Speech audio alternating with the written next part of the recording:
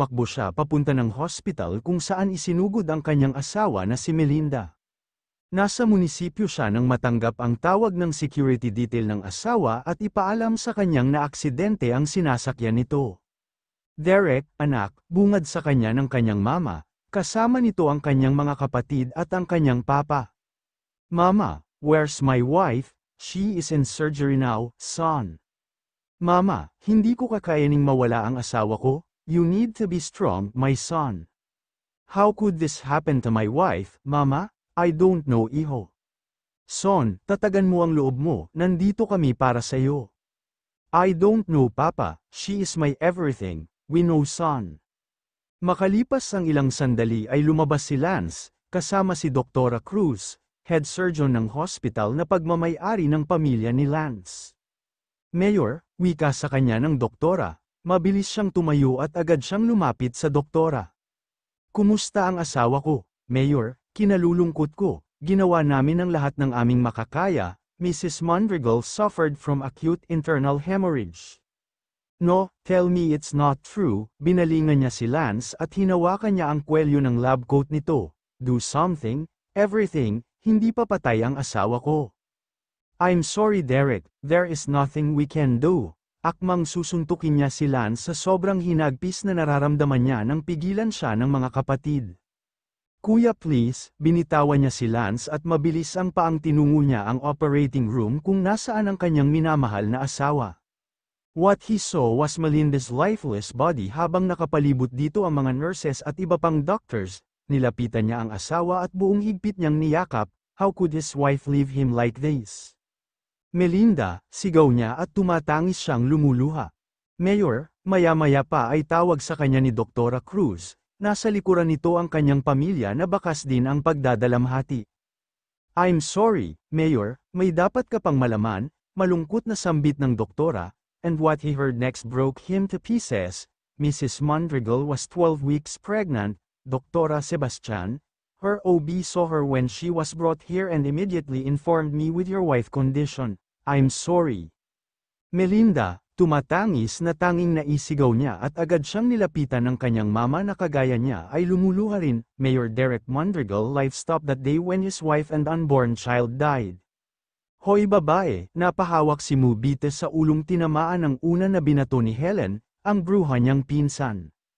Bilasan mong bumangon dyan, ipagigib mo ako ng tubig para naman hindi sayang ang pinapalamon sa iyo ni Mommy. Oo, sige. Pagkalabas niya ng kanyang silid ay ang nakasimangot na mukha ng tiyahin ang nabungaran niya. Muvita, nasaan na? Bungad nito sa kanya ng tiyahin. Ang alin po, Chang, nasaan ang kinita mo kagabi, Akina? Pero po Chang, 200 na lang po ang natira sa akin, panangbili ko na po ng gamot ng Chong. Tonta, bulyo nito sa kanya matapos siya nitong sampailan, wala ka talagang silbi. Inuna mo pa ang gamot ng inutil mong tiyuhin, mamamatay din naman yang matandang yan. Chang, huwag naman po kayong ganyan, di naman po ginusto ng Chong na mahulog siya at mabalda. Wala akong pakialam, Akina ang pera, walang nagawa si Mobita kundi ibigay ang natirang pera mula sa kinita niya sa club. Nagtratrabaho siya bilang bottle girl sa club, isang members, pinasok siya ng kaibigang si Lelaine na isa sa mga strip dancer sa club. Namatay ang mga magulang ni Mobita noong 11 taong gulang siya. Iniwan siya ng kanyang nakakatandang kapatid sa pangangalaga ng Chong Kadyo nila na kapatid ng yumao nilang ama. Matapos na magpaalam ang kanyang kuya Arthur para magtrabaho ay wala na siyang balita kung nasaan ito ngayon. Para siyang pusa na iniwan nito. Hindi niya alam kung magkikita pa sila ng kapatid at wala din siyang balak pa na hanapin ito. Mabait ang kanyang Chong Kadyo, hindi kagaya ng pamilya nito. Hindi maganda ang trato sa kanya ng asawa ng kanyang Chong, maging ang dalawang mga anak nito. Simula nang kupkupin siya ng Chong Kadyo niya, natutunan niyang makipagsapalaran para mabuhay. Sa edad niyang 11 ay kung ano-anong racket ang pinasukan niya kasama ang kababatang si Lelaine. Nang maksidente ang tiyuhin, nung nakaraang taon ay napilitan siyang pumasok sa club kaysa magtinda ng isda sa palengke na hindi kayang tustusan ang gamutan ng tiyuhin. Kapag wala siyang pasok sa club ay naglalabada siya kung saan-saan. Tinanaw ni Mobita ang tiyahing malawak ang ngiti, Sigurado siyang sasag-alan ang punta nito. Bamantong hininga siya at tumuloy sa banyo para kunin ang 2 balde na iigiban niya. Tulak ang kariton na pinaglagyan niya ng mga balde ay tumuloy siya sa igiban at pumila. Aba, nandito na pala si Mubit na bungad sa kanya ng mga tambay sa kanilang lugar. Magandang araw sa iyo Mubita, nakangiting bati naman sa kanya ni Kimpoy, ito ang pinaka-leader ng magbabarkada at makulit na nanliligaw sa kanya. Balita sa lugar nila na runner ang mga ito ng sindikato. Morning, pwede ba kitang ihatid mamaya sa club? Kimpoy, tinapat na kita, di ba? Ibaling mo na lang sa iba yang nararamdaman mo. Pare, wala ka pala kay Mubita, magsitigil kayo. Mubita, di ba sinabi ko sa'yo, ayaw kong tinatanggihan ako, kahit anong pakipot mo magiging akin ka pa rin, galit na sabi nito at hinawakan nitong mahigpit ang kanyang braso. Nakaramdam si Mubita ng takot sa winika ng lalaki. Kimpoy, nasasaktan ako pwede ba? Mubita ano ba? Yung pampaligo ko, sigaw ni Helen sa kanya. Papalapit ito sa kanila at nanglilisik ang mata. Binitawan ni Kimpoy ang kanyang braso at hinarap nito si Helen. Babe, magandang umaga, babe, ano bang pinag-uusapan ninyo? Kailangan ko na ang inigib ng babaeng yan. Wala babe, tinatanong lang kita sa kanya kung nasaan ka. Oh napaka-sweet mo talaga babe, buwisit na talaga sa mga ito. Pero di mawala ang kabang nararamdaman niya sa banta ni Kimpoy sa kanya. Matapos mapunan ang kanyang mga balde ay inilapag niya ang mga ito sa kariton na dala niya at di lumilingong itinulak ang kariton pauwi sa bahay nila. Naghahanda siya ng pananghalian nang lumabas ng silid nito si Krista. Ang bunsong anak ng tiyuhin. Inirapan siya nito at walang sabi-sabing umupo sa hapagkainan. Nakasimangot itong tumingin sa nakahain, nagluto siya ng ginisang sardines na may miswa. Ano ba naman, pagkain ba ito? Sawang-sawa na ako sa sardinas, ano pat nagtatrabaho ka pa sa club kung sardines lang lulutuin mo? Pasensya na dahil bumili ako ng gamot ng tiyong at kinuha ng tiyang ang natira kong pera. Bakit nagrereklamo ka? Hindi naman sa ganon, pinapaalam ko lang. Bukas may kailangan akong bilhin, bigyan mo ko ng 1,000. Krista, sa susunod na linggo pa ang sweldo ko, ang nauuwi kong tip ay sa panggamot ng tiyong. Boba ka kasi eh, kung naghuhubad ka kaya kagaya ng pokpok mong kaibigan di mas malaki ang kita mo, nawalan na ako ng ganang kumain, makaalis na nga. Kunting tiis na lang Mubita, makakaalis ka din sa buhay nila. Inihanda niya ang pagkain ng tiyuhin, dala ang tray ay pinuntahan niya ang tiyong niya sa silid nito. Nakaratay ang tiyuhin sa papagnahiga nito, paralisado ang kalahating katawan nito. Magandang araw tiyong, inilapag niya ng pagkain sa maliit na mesa sa gilid ng papag at ainalalayan niyang makaupo ang tiyuhin. Magandang araw, anak, tiyong kumain ka muna para makainom ka po ng gamot niyo. Pasensya ka na anak, alam kong nahihirapan ka na.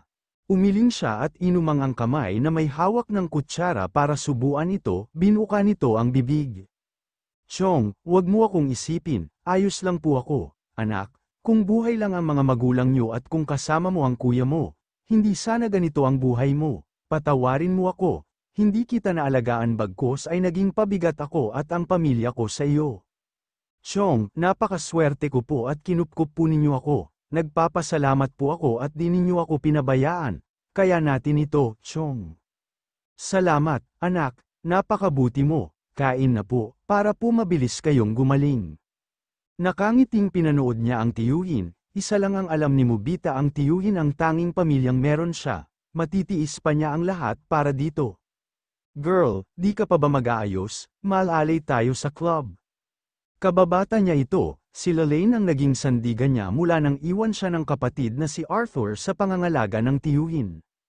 Saglit lang, inihanda ko pa ang gamot ng tiyong, maliligo lang ako saglit lang ito. Sige, doon mo ako daanan kina Aling Isyang, okay. Makalipas ang 20 minutos ay lumabas siya ng bahay. Binigyan siya ni Lalaine noong nakaraang buwan ng pinaglumaan nitong high heels na siya niyang sinusuot kapag magsisimula na ang duty niya. Pagpapasok pa lang siya ay suot niya lang ang flat sandals na unang gamit na nabili niya simula nang nagtrabaho siya sa club. Natanong niya si Lalaine na naninirigarilyo sa tindahan ni Aling Minay, ang numero 1 tsismosa ng kanilang lugar. Halika na, Lalaine, yaya niya sa kaibigan. Magandang hapon po, Aling Minay, bati naman niya sa matandang babae. Aba, Mubita, ang tiyahin mo pala ay may nakuhang 2 litro ng alak kanina, ikaw daw ang magbabayad. Ano ba naman kayo, Aling Minay, di ba po sinabihan na kayo ni Mubita na huwag na ninyong bigyan ng alak si Aling Kunsing? Nako, alam mo naman na di papaawat yang tiyahin ni Mubita. Walang gagawin yun kung hindi magtatalak kung hindi ko bibigyan. Sa susunod na araw ko na lang po bayaran Aling Kunsing, pasensya na po kayo. O siya, ewan ko ba naman sa iyong bata ka bakit ka nagtitiis sa mag-anak na yan? Mauna na ho kami, paalam niya sa matanda di na lang niya pinansin ang komento nito. Sige ho Aling Kunsing, pinatay ng kaibigan ang sigarilyo nito matapos magpaalam kay Aling Kunsing. Dumating sila ni Lalaine sa club kalahating oras bago ang kanilang shift. Girl, pasok na ako sa dressing room, paalam sa kanya ni Lalaine. Sige, sa locker room na ako para makapag-ayos na din. Papatalikod na siya nang tawagin siya ng kaibigan, Mubita, mamaya mauna ka nang umuwi, sa VIP ako tonight. Lalaine, ayos lang ako, sige na, mauna na ako, malungkot niyang tinanaw ang papalayong kaibigan. Pareho sila ni Lalaine na walang ibang pagpipilian kundi magpatuloy. Wow, ang aga mo bakla, kumusta ang day off mo? Hay naku, di ano pa, nag-sideline ako. Sabi ko naman sa iyo dapat sumama ka sa akin. Alam mo namang hindi ako pwede. Naku Cheska, wag mo nang pilitin yang si Mubita. Hanggang pang bottle girl lang yan, hindi yan kagaya natin. Bitter, huwag mo na lang intindihin yang babaetang yan. Okay lang, tumango siya sa kaibigan at inayos ang pagkakalapat ng suot niyang black dress, litaw ang buong likod niya at hapit na hapit. Girls, tawag na kayo ni boss, sigaw ng security na naka-assign sa mga bottle girls. Sabay-sabay silang lumabas at pumasok sa isang silid kung saan nandoon lahat ng kanilang mga katrabaho mula sa mga bartender, waiter, sa mga dancer kabilang ang kaibigang si Lalaine at ang mga security. Boss, sabay-sabay na bati nila sa pagpasok ng taong namamahala ng club. May event tayo next week, kailangang paghandaan, darating si Master. Yes boss, sige, maghanda na kayo, in 10 minutes magbubukas na tayo. Mubita, may pag-uusapan tayo, nagkatinginan sila ni Lalaine, kinakabahang lumingon siya rito at tumayo malapit dito. Nakita niyang nagsilabasa na ang lahat at dalawa na lang silang naiwan. Maya-maya ay nagsalita ito na kinagulat niya. Ihanda mo ang sarili mo dahil sa ayaw at gusto mo sa gabi ng event ay magiging bahagi ka ng VIP. Pero boss, take it or leave it, kung hanggang ngayon ay di ka pa din susunod, mas magandang maghanap ka na ng ibang trabaho. Boss, makakaalis ka na, bibigyan kita hanggang sa Lunes, kung hindi, ipapahanda ko na ang huling sahod mo. Nakayukong naglakad siya palabas ng silid. Pinahid niya ang kanyang mga luha at kinalma ang kanyang sarili, kailangan niya ng trabaho para sa gamot ng kanyang tiyong kadyo. Kuya, wake up, gising ng kapatid kay Derek, sige na tawagan mo na si Manang para magpadala ng maglilinis dito sa villa ni Kuya. Hanggang kailan ka ba magiging ganito, Kuya? Magulo ang buong kabahayan na parang dinaanan ng bagyo, nagkalat ang mga basyo ng alak, mahaba na ang buhok ng kapatid at mukha na itong bandido. 4 na buwan na ang nakakalipas simula nang mamatay sa aksidente ang hipag at ang batang pinabubuntis ni Melinda. Sobrang nag-alala na ang mga magulang nila, maging ang lolo at lola nila, di na nila alam na magkakapatid ang gagawin, as if their Kuya Derek stopped living. Nag-file ito na indefinite leave sa munisipyo, ilang buwan na lang at magsisimula na ang eleksyon pero wala pa ding balak ang kuya nila na ipagpatuloy ang panunungkulan o maging ang buhay nito. Bili ni Mama kailangan sa hasyenda si Kuya, yun nga ang problema natin, paano natin madadala si Kuya, look at him, magagalit si Lolo dahil ganyan ang itsura ni Kuya. Well, we have to start waking him up and make sure he is matino. Pareho silang napabuntong hininga, their brother is a mess and he knew that the worst is yet to come, kahit gustuhin man nilang huwag masaktan ang kapatid.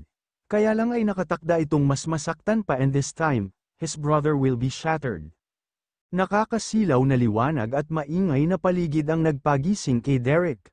Ashit, sapo ang kanyang ulo ay dahan-dahan na bumangon si Derek. It's about time, what are you two doing here? Pinapatawag ka ng lolo sa hacienda and we will not leave without you. Tell them, I'm busy, too late for that, you have to fix yourself. Kuya, here, take this, inabutan siya nito ng gamot at tubig. Matapos inumin ang gamot ay kinuha niya ang kape sa center table at humigop.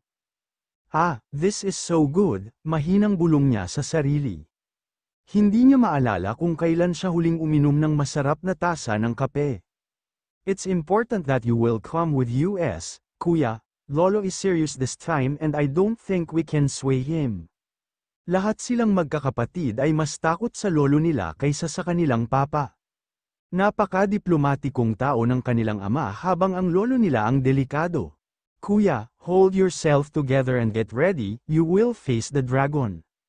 Here, binato sa kanya ni Paul ang towel. Before anything else, let's get you a haircut.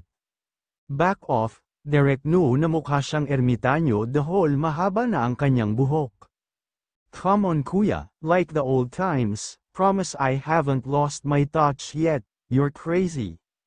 Halika na kuya, huwag mo nang hintayin na makita ka ni lolo na ganyan ang buhok mo, para kang ermitanyo. You two, leave me alone, bulyo niya sa mga ito at naglakad papasok ng guest room, nolanagan pa niya ang usapan ng dalawa. At least sinubukan ko. Well, good thing, Ramil is not here or else Kuya Derek will have a shaved head. Sakay ng chopper dumating sila ng hacienda bago mapananghali, nadatnan nila sa garden na naghihintay ang kanyang mama at ang kanilang lola. Katabi nito si Aiko at si Ella, halata na ang umbok na tiyan nito. Nakaramdam ng labis na kalungkutan si Derek pagkakita sa hipag. Kung buhay ang kanyang asawa ay marahil nasa ikapitong buwan na ito ng pagbubuntis. Oh my son, bumaling siya sa kanilang lola Barbara, mababakas ang pagkahabag nito sa kanya na kinakirot ng kanyang puso, he gave her a kiss on the forehead at nagmano siya dito. Welcome home anak, I'm glad you're here, kuya, lumuluhang mahigpit siyang niyakap ng kapatid, ginantihan niya ng mahigpit na yakap. Welcome home, Kuya Derek, thank you. Nakakapagselos na nandito ang pinakagwapo sa lahat, di nyo man lang pinansin, reklamo ni Paul na kinatawa ng mga babae. Mama, di ba ako ang pinakagwapo sa lahat, nakangising tanong naman ni Ramil sa kanilang ina. Sa ibang pagkakataon ay nakitawa siya sa lahat pero sa pagkakataong yun ang kanyang mga mata ay nakatitig sa tiyan ng hipag. Can I hold it, kuya? Naluluhang usual ni Ella sa kanya. Of course kuya. Kinuha nito ang kanyang mga kamay at inilapat nito sa mambok nitong tiyan. Sa ilang sandali, Derek feel a different kind of peace, ang buong atensyon niya ay sa pumipintig na tiyan ng hipag. Salamat, anytime kuya, nasa school pa ang kambal, si Vincent nasa plantasyon mamaya lang po ay uuwi na din siya.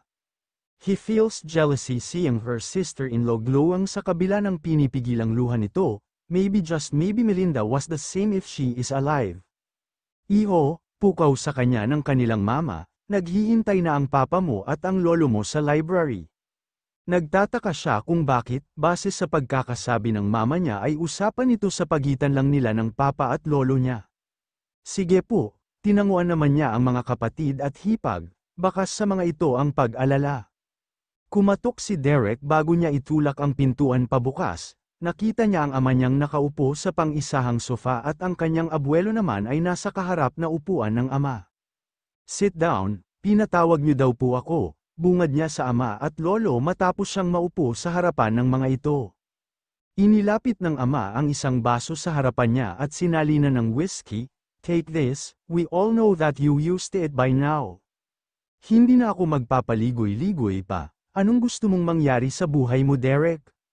Grandpa, we try to understand you, hindi ko sinasabing huwag kang magluksa, but don't forget that you are a mandrigal, and the mayor, you have responsibility and you have the obligation to all your constituents. I will resign Grandpa, Papa, and then what? You will keep doing illegal underground fights, sigaw ng kanyang abuelo na kinagulat niya, paano nito nalaman ang tungkol doon? Akala mo ba hindi namin malalaman ang ginagawa mo sa sarili mo, singit naman ng kanyang ama. I don't know what to do, I want this pain gone. Son, don't throw away your life, this is not the end iho, pull yourself together. I don't deserve to live grandpa, it's my fault, nakayukong wika niya at unti-unting pamatak ang kanyang mga luha. Iho, truth is wala kaming intensyon na ipakita sa'yo ito pero you deserve to know that it's not your fault. Inabot sa kanya ng ama ang clear folder na may nakasulat na case number, kinuha niya ito at kinakabahang binuklat ito at ang tumambad sa kanya ay ang investigation report na may kinalaman sa asawa niya. Habang binabasa niya ang nilalaman nito ay panay ang tulo ng kanyang luha, ang mga sumunod na pahina ay ikinuyom niya ang kanyang kamao. Derek felt pain and betrayal, his whole being died over and over again. Samantala, pagal na inilapat ni Mobita ang kanyang katawan sa kanyang higaan. Kakatapos lang niyang ipagluto ng pagkain ang mga kasama niya sa bahay, pagkadating niya ay pinakain at pinainom niya ng gamot ang tiyuhin. May ilang oras pa siyang pwedeng itulog pero ang kanyang isipan ay naglalakbay sa nagpag-usapan nila ni boss. Ilang araw lang ang binigay sa kanya para magdesisyon, ayaw niyang gawin ang pinapagawa nito, subalit hindi niya alam kung saan naman siya uli papasok para magtrabaho. Kadyo, kumabog ang kanyang dibdib at dali-dali siyang bumangon para lumabas ng kanyang silid. Nakita niya ang tiyahing umatangis, "Chang, ikaw, ang malas sa buhay namin," nang liliisik ang matang sigaw nito sa kanya. Hindi niya pinansin ang sinabi nito at dali-dali siyang pumasok sa silid ng Chong Kadyo niya. Gumuho ang lahat kay Mobita nang makita ang tiyuhin, dilat ang mga mata nito ngunit di na ito humihinga. "Chong, hindi," humagulgol siya ng iyak at niyakap niya ito. "Chong, gumising ka please, huwag niyo naman pong gawin sa akin ito, Diyos ko po." Chong, iyak ng iyak si Mobita sa buong panahon ng lamay ng kanyang tiyuhin. "Girl, magpahinga ka naman," wika sa kanya ni Lalaine. "Laline, bakit ganon? Lahat ng mahalaga sa akin ay kinuha niya. Ano bang naging kasalanan ko?" Tumutulo ang kanyang mga luha na tanong niya sa kaibigan. "Mobita, alam kong wala akong pwedeng sabihin na magpapagaan sa nararamdaman mong pagluluksa. Pero tandaan mo na nandito ako para sa'yo. Hindi tayo pwedeng sumuko. Salamat Lalaine, sa lahat, salamat at nandito ka." Umiiyak na wika niya sa kaibigan, "Lagi Mobita. Tandaan mo yan, kasangga mo ako." Walang salitang hinawakan niyang mabuti ang kamay nito at tahimik nilang pinagmasdan ang kabaong ng Chong Kadyo niya.